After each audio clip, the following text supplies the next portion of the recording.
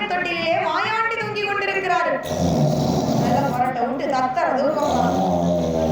ஆமா. அப்ப தாயும் தகப்பனும் யாரு? தாயும் நல்ல தகப்பனும் பகவானாம் பார்வதா தேவியும் பகவானும் பார்வதியும் சோவி பரத்தி சொற்கட்டம் விளையாடி கொண்டிருக்கும். ஆமா, இருவேர்களும் விளையாடி கொண்டிருக்கும் போது மாயாண்டி சுடலை தொட்டிலே தூங்கி கொண்டிருக்கிறார். ஐயா மாயாண்டி மறிக்கொழுந்து. ஆமா ஆமா. தில்லைவன காட்டிலிருந்து யார் வரா தெரியுமா? யாரும் வருகின்றா? அந்த தில்லைவன காடலிலே காடலிலே தீடத்திலே பிறந்தவளா பரந்தவளா ஏச்சி ராஜுலையா ராஜுலையா கண்டல பேசி ஆயே காட்டு மனே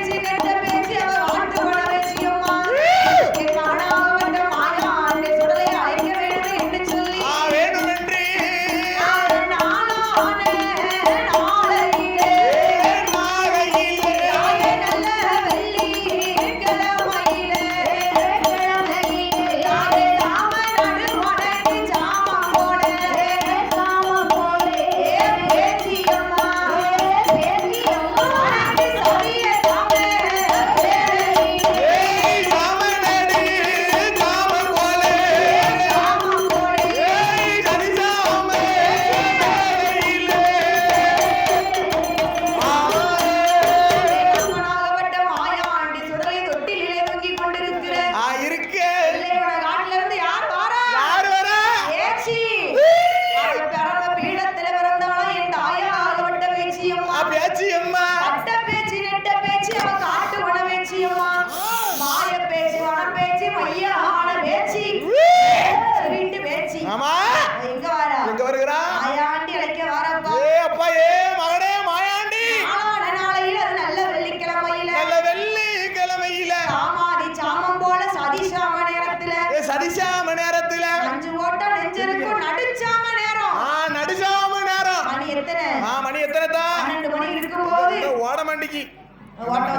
நம்ம நேரத்துக்கு ஓடவும் மாட்டேங்க பாரு. அங்க கைலாசத்துல மணி எத்தனை? கரெக்ட்டா மணி 12மா. ஆமா 12 மணி. காத்தடித்தாலும் இளைய செய்யாத நேரம். ஆமோ அம்மையா நஞ்சு போட்டா நெஞ்ச இருக்குன்னு அடிச்சான் அவன் வேலையில. தாயாகப்பட்ட பேச்சியம்மா மாயாண்டி எப்படி அழைக்கிறது தெரியுமா? எப்படி அம்மா அழைக்கின்ற? மகனே மாயாண்டி மாயாண்டி அம்மா போட வாழையே என் மகனே மாயாண்டி மாயாண்டி அம்மாளோட வார்த்தை கேளுமே.